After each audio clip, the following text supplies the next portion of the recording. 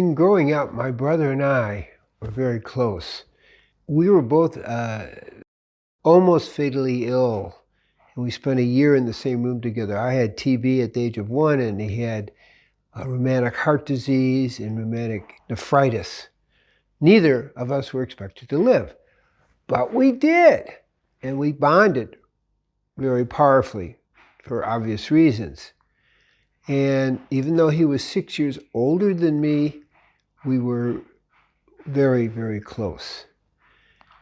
I used to just follow him around and be his little brother, hanging out with he and his friends, and it was special.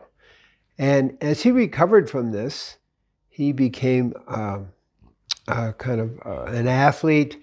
He was 6'1", 225. He was a heavyweight wrestler at the University of Chicago and an AAU champion in a variety of the track events, the discus and the javelin and 56-pound weight, lots of things. I used to go down and see him at the University of Chicago.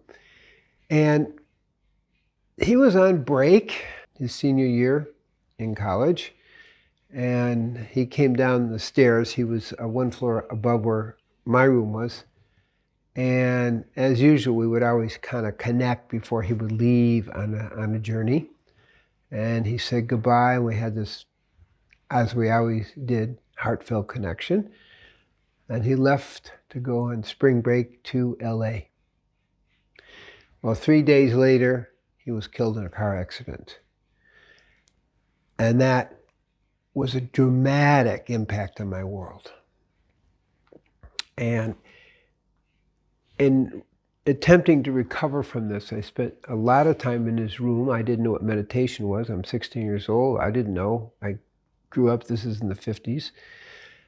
And I began to meditate. I even built a heart-lung machine to recreate life, which won the State Science Fair, trying to reconnect in some way.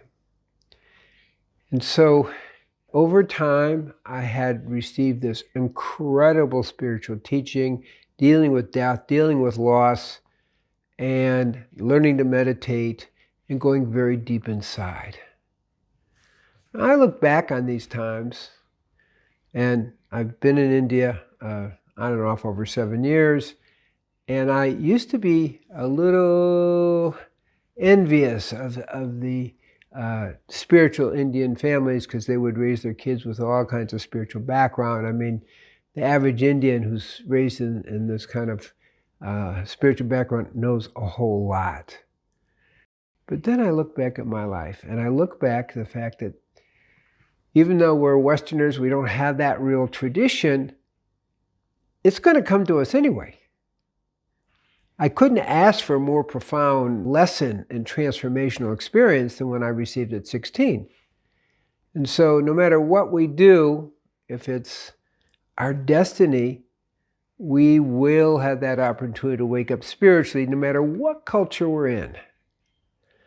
So I feel blessed to have experienced this situation, not that it was my choice in any way, but to have the blessing from the divine to wake up spiritually and share that with other people. Peace be with you. Amen. Aho.